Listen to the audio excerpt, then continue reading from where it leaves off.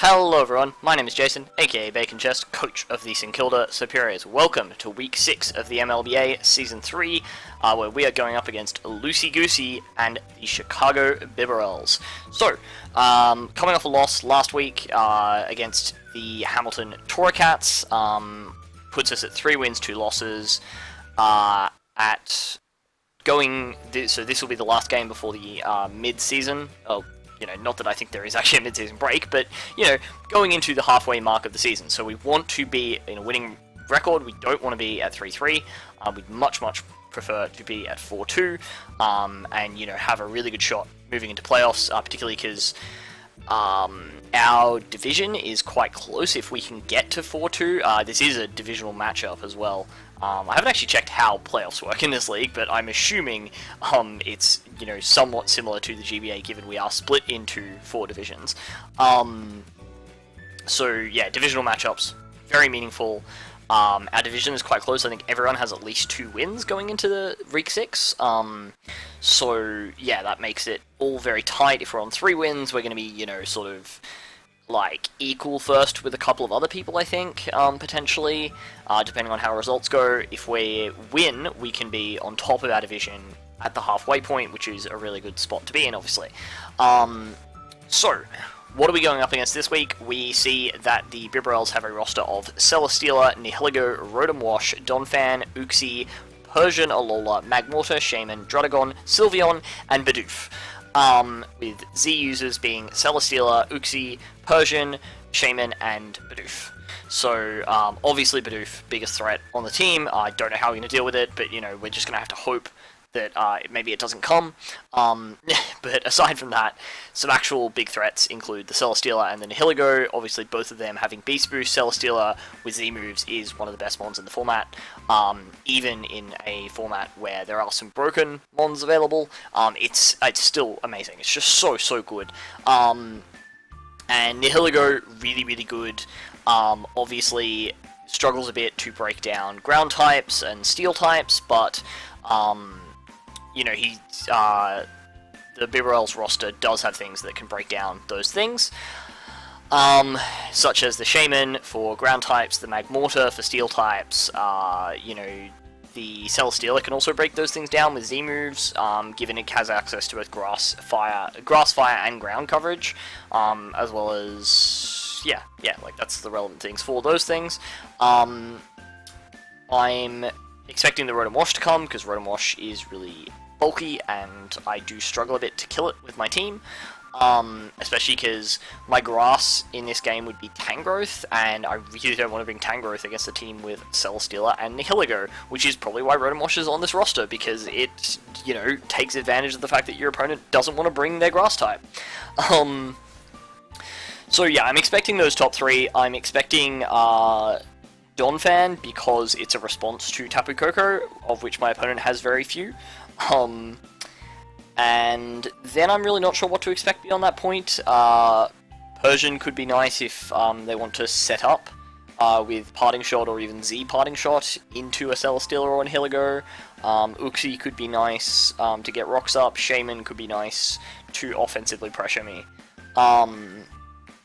And Druddigon and also Sylveon. Any of those could have come. I definitely, aside from the top 4, Celesteela, Nihiligo, Rotom Wash, Donphan were the 4 I was really expecting. Everything else was a bit up in the air. So, let's get into the team we decided to bring, given the fact that we weren't necessarily sure my opponent would bring. First mon I put on this team was Salamence. This Salamence has enough speed for a max speed Timid Rotom, because that was potentially a set, like a Choice Specs Rotom could have been a real issue for this team. Given that I haven't bought Piloswine yet, I wasn't expecting my opponent to necessarily fear the Piloswine. Obviously, also, what is a Piloswine to a Rotom Wash? And so, yeah, I did want something that could offensively check. I did want a couple of things that could offensively check a powerful offensive Rotom. So yeah, that's the speed tier for the Salamence, and then its attacks. Fire Blast with the Fire MZ is able to clean Oko Celesteela, which is obviously really good. It lets this thing check that. Draco Meteor is there to hit the Rotom Wash for a lot of damage. Iron Tail is there for the Sylveon. We always 2-hit KO, even a Max Bold set, and Earthquake is there for the Nihilego, obviously, because we can KO that thing. So yeah, this thing is like doesn't have a huge amount of switch-ins on my opponent's team, and is generally pretty effective. But yeah, it's mostly here because Fire Blast into the Celesteela. I'm not expecting the Celesteela to carry the HP Ice for this thing, just because Celesteela has a lot of full move slot syndrome in this matchup.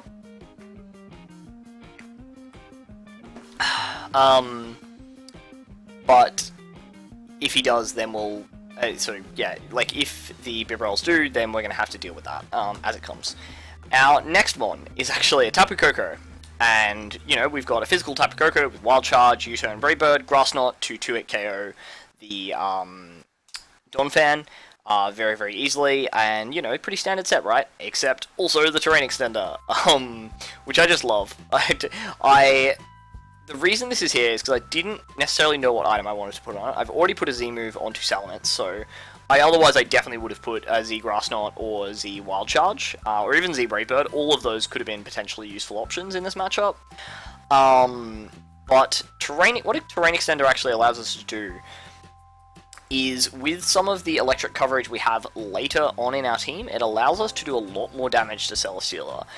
Because, you know, a Max, you know, Wakanberry Celesteela, or like just even a Max Bold Celesteela, or a Max plus Spadef Celesteela can potentially live T-Bolts and Thunder Punches quite easily, and that could be a real problem for us. So I thought, well, let's have Electric Terrain as much as possible, and, you know, that can really put us in good stead. Also, you know, if some of my opponent's plans were contingent on switching around until the Terrain wore off, and then being able to live a Wild Charge from Koko, or switching around until Terrain wore off, so that they could potentially click Rest with Shaman to get that natural cure, or, you know, any kind of other sleep shenanigans, or anything that relied on the Electric Terrain being gone. Obviously, we're kind of mixing things up a bit and, you know, sort of screwing over their calcs a little bit more. So yeah, I thought this set was pretty clever. The speed is obviously there for the Nihilego. So yeah. We then have a Metagross. This is our first thing that obviously takes advantage of the electric terrain with Thunder Punch. That is always going to 2-hit KO a Celesteela, so that's really nice. We've got Bullet Punch for the Nihilego, Meteor Mash as general stab coverage, and Toxic to Toxic the Rotom is our main thing there, but also we can potentially Toxic something like a Donphan to break its sturdy. We can Toxic things like Uxie, things like Druddigon we might want to Toxic. A lot of things that we might want to just kind of whittle down on my opponent's team. But yeah, we have Sugarberry, so we can take a hit from the Donphan, also so we can tank, like, you know, Specs Hidden Power Ground from Nihilego, and generally, and also tanking Z Earthquake from Celesteela, which is really nice. So yeah, pretty standard kind of Metagross set. We've run this a few times now across a couple of different leagues. I feel like Metagross is becoming my mascot at this point. It's kind of a concern. Maybe we should draft a different steel type next time. But anyway, next up we have Mega Tyranitar coming back once again. This is a very, very bulky set with an adamant nature. Crunch, Fire Punch, Toxic, Stealth Rock. Crunch hits most of my opponent's team reasonably hard. Fire Punch is there for the Celesteela, but it also hits the Shaman, which is why we have it there over Thunder Punch. I believe that's the only reason for that, because yeah, we did want to be able to do some decent damage to that thing, because obviously Crunch isn't doing very much, and Toxic is not very useful against a mon with Natural Cure. We have the Stealth Rocks, which are useful for chipping away at, you know, just sort of generally against my opponent's team, and also just kind of maybe forcing them to defog with Rotom, if they're not carrying Spin or Donphan, because, you know, potentially they want full moves for something else. But yeah, very, very bulky set. Tanks hits from Nihilego, tanks hits from Celesteela. If the Celesteela... Basically, this can always avoid the 2-hit KO from Celesteela. There is not a Celesteela set that can 2-hit KO this, just because the Sandstream gives us such good Spadef. The defense investment we have means we tank 2 Heavy Slams. So yeah, there there isn't a Celestial state that breaks this, unless it gets superpower and I'm just like forgetting that. No, I don't think it does. But yeah, so really, really handy set in this matchup. And yeah, can also just easily tank hits from Nihilego, which is really, really nice, and obviously threaten the Earthquake, but actually just click Crunch or Stealth Rocks, to be honest. Then we have another response to Celesteela, which is our Infernape. This Infernape I actually screwed up massively when building this, in that it does not outspeed a timid Nihilego, which was just a huge, huge oversight on my part. So a timid Choice Scarf Nihilego would have been a huge problem from if my opponent had brought it, slash if it had come down to those two at the end of the game. But anyway, what we do have is a Jolly Scarf Infernape with Close Combat, Earthquake, Fire Punch, U-Turn. And this thing can clean up the game, late game.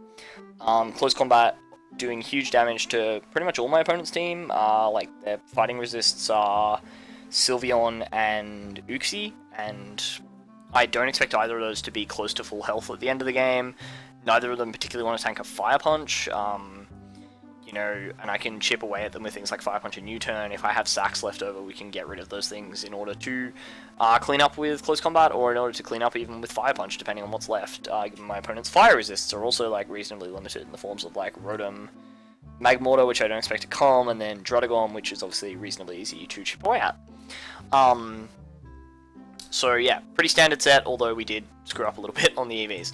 And then last but not least, we have Starmie, Ice Beam, Scald, Thunderbolt, Rapid Spin, enough speed for the Nihilego, obviously, Wakan Berry, so that we can tank hit and get spin off on a Rotom Wash, or potentially on a Scarf Nihilego, that allows us to live the Thunderbolt and then KO back with a...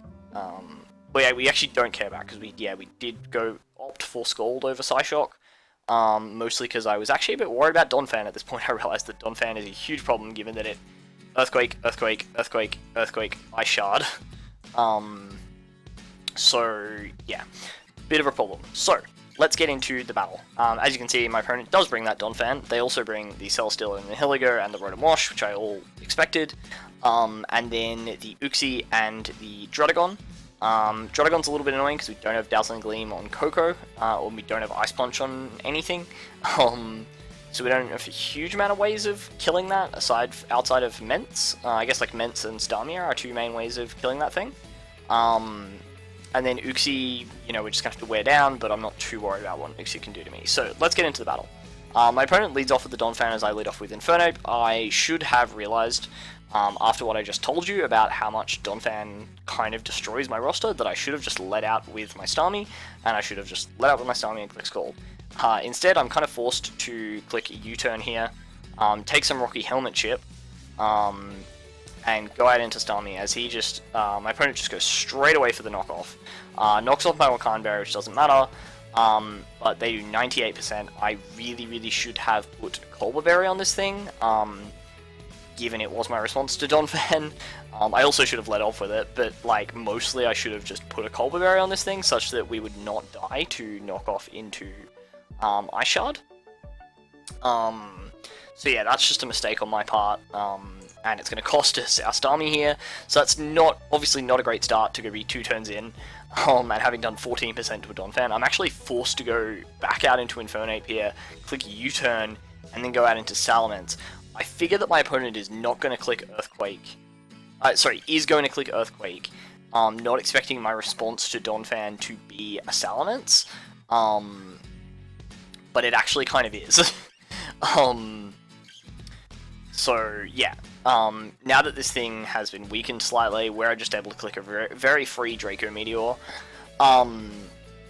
And brings out the Nihilego. That thing's not going to be a repeated switch into that, so I'm happy to just go straight out into my Metagross. He sets up the T-Spikes. That's really good, because that means this thing's almost certainly not Choice Scarf. I don't actually know, because my opponent does elect to switch straight out into the Rotom. I'm just going to click Toxic. This is the freest Toxic of my life. Obviously Celesteela could have come in, but you know, we have responses to that, and everything else I really wanted to get Toxic, I knew Nihilego wasn't going to stay in. So we're able to get Toxic off on the Rotom. That's really, really handy damage. Especially with sand damage from Mega T-Tar, we can potentially rack up hits on this thing. As we just go out into Mence, my opponent's just going to go straight for the Volt Switch because there's literally no reason for them not to do that, and bring out the Nihilego. Obviously, I have to double out into, and I go into my T-Tar, because that sort of potentially covered like a switch out into Uxie or Rotom to take advantage of the Metagross. Instead, it's actually Druddigon comes out. I'm also kind of okay with this, to be honest, because I also want to get this thing Toxic, so that it's also taking Toxic and Sandstorm damage. So I just elect to get my Mega Evolution off, which is also good, and oh yeah, I also just take this opportunity to get up my rocks, because I'm going to outspeed. So I'm not too worried about anything this thing can do. As you can see, Earthquake's doing negligible damage, which indicates it's fairly defensive. Druddigon, as I just go straight for the Toxic. As my opponent goes for the Dragon Tail, gets a crit, which is, you know, a little bit unfortunate, but not that big of a deal. As Dragon Tail sends me out to the Salamence, that's actually amazing, because that's my only Mon. Not that my opponent knows this, but it's actually my only Mon that's going to be able to Oko this Druddigon. So I'm just like, this is a free Draco Meteor. With Rocks up, Nihilego will die to this Draco, and nothing else wants to take a hit. If my opponent does elect to go Celesteela, Draco into Fire MZ with Rocks up should do a hell of a lot of damage, and at that point I'm not too worried. So yeah, I'm just going to click Draco here, as we unfortunately miss, which is really annoying, because this Druddigon is now able to get off a Glare on us, so the Salamence is no longer a very good check to my opponent's team. I'm especially worried about Rotom now. I just don't really have good responses to it at this point. We're still going to outspeed because of the nerf to how much Paralysis takes away from your speed, so we're able to get rid of the Druddigon, so we at least were able to do that, because that thing was actually a massive problem for our team. Not that my opponent had any way of knowing that, but yeah, it was a huge problem. We're able to get rid of that thing. Brings out the Celesteela. I'm expecting potential setup at this point, so I just go straight out into Coco because I want to know if this thing is going to be able to kill me, because the only real way it's killing me is with an Earthquake, and at the point at which it's a physical set with Earthquake, it's probably not going to have Earthquake and Flamethrower. At which point Metagross checks it. Also, obviously, by going out into the Coco, I set up the Electric Terrain, which obviously makes Metagross even better against this thing. So my opponent goes straight for the Autotomize, and my opponent doesn't know yet whether I'm like Sugar Berry, so even if they did have Earthquake, I could potentially live this and destroy their life with a Wild Charge. Also, I could be Scarf, and if I'm Scarf, I outspeed. Even after I'm autonomized, because, oh yeah, that was actually the main premise of the speed on my Infernape, was that with the Choice Scarf, I actually did outspeed a +2 max speed Celesteela. So yeah, so we just go straight for the Wild Charge, as my opponent goes hard Donphan, which is a good play, because yeah, I had to click the electric move there, honest. I had to respect the potential for the Celesteela. We're able to get off a Grass Knot, which actually fails to KO, so this is a very, very fat Donphan. I think potentially that was a roll, and it's really annoying because obviously we take the Ice Shard, we take the Rocky Helmet, we take the poison damage. Massive pain in the ass. I decided to go Metagross here because I wanted to keep Coco around for later in the game, because it still has a couple of hits left in it, given that it's like the only hazard up is poison, is the Toxic Spike. And Donphan's not really doing anything to my Metagross. Like, there was no way my opponent was clicking any move that wasn't Ice Shard there, unless they did want to do this, which is to say get off a Rapid Spin. Which, you know, just gives me a free Bullet Punch. We take a little bit of Rocky Helmet chip, that's fine. We still check the Celesteela, which is what we wanted to do. My opponent goes out into Uxie, as I'm going to click Toxic and miss, which is really annoying because we need chip damage off on this Uxie. But, you know, it doesn't cost us a huge amount because my opponent just goes for the U-turn and then goes into the Celesteela. And this is where you can see, look at that Electric Terrain, 2 turns left. Amazing. We're able to do 75% where that otherwise would have been around 50% with Thunder Punch. You can see my opponent does have a weakness policy, and like if you've watched my ICBA Week 6 video, which I just recorded, you'll notice that weakness policy is a bit of a theme this week for my opponents. So, you know, potentially a problem, but as you can see, because of the electric terrain boosted Thunder Punch, we've done so much damage that this Cell Stealer only has 13% health left. So, the only potential problem for me at this point is if this Cell Stealer goes to +4, because then my Infernape no longer checks it. That said, there is a way, like there's a fair likelihood of me being able to come out of this with my Metagross still alive. So, yeah, basically, my play here is to click Bullet Punch, because if my opponent continues to set up, I kill with 2 Bullet Punches. They do around 10% each. If my opponent does not continue to set up, and instead elects to attack me, then I would rather... So they're either going to be Earthquake, in which case I live that and kill with 2 Bullet Punches, or they're going to be Flamethrower, in which case I'd rather give myself the chance of critting the Bullet Punch and killing the Celesteela. So basically, this meant that the Celesteela could not set up on me and win the game, could not kill me with Earthquake, and if it was fire, like Flamethrower with enough special attack or a Z-move to, I mean, no, we know it's not Z-move anymore, but like with enough special attack to kill the Metagross, then we were, in that worst case scenario, giving ourselves still a chance, obviously a very small chance, of taking out this Celesteela. So we click the Bullet Punch. Also, it could have potentially been a negative defense nature. No, I think I probably knew that it wasn't at this point because of the Thunder Punch damage, but, you know, that was also a potential possibility if it was a mixed set, which obviously needs its speed because it's trying to autotomize up on me. But yeah, we click the Bullet Punch, do 10%. My opponent clicks Earthquake. Cool, we're just going to eat our Sugar Berry. Obviously able to live that very easily, so I can just click Bullet Punch again, knock out the Celesteela. We actually get the crit that turn, which is, you know, functionally irrelevant, didn't make any difference. As my opponent goes out into the Uxie, I'm going to keep Metagross because it stops Nihilego from winning the game. Nihilego is in range of Bullet Punch at this point, so yeah. My opponent just clicks the Foul Play as I go out into Salamence. The Para here is really annoying because obviously we probably outsped this Uxie without without that Para. And would have been able to click Draco there to do a lot of damage. But instead, I don't really have a way of doing a huge amount of damage to this Uxie, so I go out into T-Tar and just click Crunch, because I figure I should probably outspeed if it's a min-speed Uxie.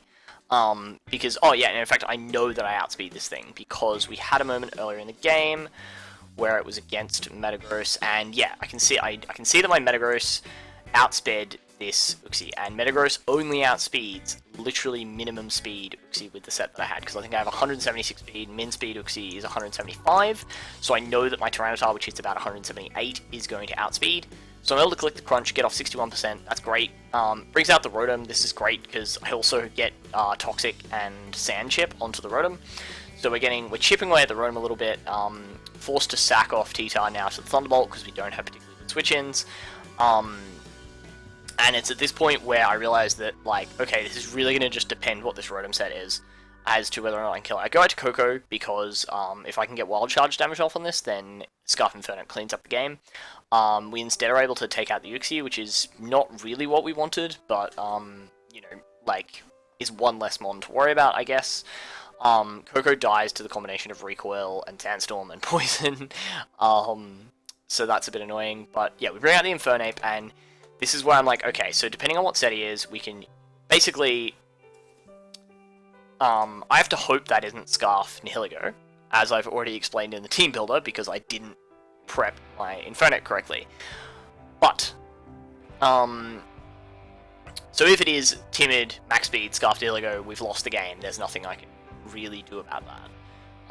Because I need this Infernape. And what I need to do with this Infernape is click U-turn, to get damage off onto the Rotom, then go out into my Metagross, hopefully, ideally live a hit, but if we don't live a hit, then at least the Rotom will be taking more sand damage and more poison damage, and then we can come out and click close combat, and we should be able to kill, depending on the Rotom spread. And you can see I do 16% with U-turn, and that's a real problem, because I should only do 39 to 46, I believe, based on that calc, depending on its exact set, with my close combat. So the Rotom's now at 53. I have lost this game at this point, because I have to click close combat. Unless I crit, I can't kill this Rotom, and I can't, none of my other moves, the only move I can click that even has a chance to KO is close combat. I don't know if my opponent, I don't know if there was a move here that I could have clicked, but yeah, basically I click close combat, and then my opponent clicks Thunderbolt, and I lose the game. That is what should happen here. But as you might have been able to tell from my tone, that's not what happens, because I click close combat, I don't get a crit, but my opponent clicks Hydro Pump, which is just a choke. Like, I needed to click close combat to win this game. I guess maybe Electric Terrain boosted Thunder Punch may have done more, but given I had the poison damage on me, I'm fairly certain at that point, no, there's just not another move I could have clicked that would also kill Nihilego. I suppose, Electric Terrain boosted Thunder Punch might have been the go. I guess that might have killed Rotom and also Nihilego. But even then, no, I don't think that would, because it's neutral damage on Rotom. Like, there's no way even with Electric Terrain that's doing more damage. So yeah, I'm not really sure what my opponent was thinking there. Obviously, they still should have won this game, but they do actually miss the Hydro Pump. To be honest, you know, like, after we missed the Draco earlier in the game, and that really cost us a lot of health, you know, we weren't able to chip this team down as effectively as we should have been able to in the early mid-game, because we did miss a couple of moves. But it still sucks to lose on the last turn. So we're getting a few late game victories in this league, as, yeah, we're able to click the close combat. The Rotom dies to the poison damage. As we're able to click close combat again, it was not a timid Scarf, Max Speed, Scarf, Toxic Spikes, Nihilego, thank god. And we're able to finish off the game with close combat and get a win, so that's GG to Lucy Goosey and the Chicago Bibarels. Yeah, obviously, slightly bad ending. We didn't play the late game. Again, not as well as you should have. I'm really got to work on my late games. I feel like I'm getting the early and the mid game okay. Particularly the mid game, I feel I was really solid in this game after we had like a pretty poor start. With a poor choice of lead, and then like not being able to deal with Donphan very well, but I feel like I didn't panic and was able to pull the game back really well, with a few bits of hacks going against us, really hurting us in that mid game. But yeah, we did put ourselves in a position to potentially win. Depending on that Rotom spread, it would have just been a guaranteed victory. As it was, we did have to rely on the Hydro Pump missing, but you know, them's the breaks sometimes. We are able to pick up a win, move to 4 wins and 2 losses, which is a really good place to be in halfway through the season. So yeah, pretty happy with where we're at.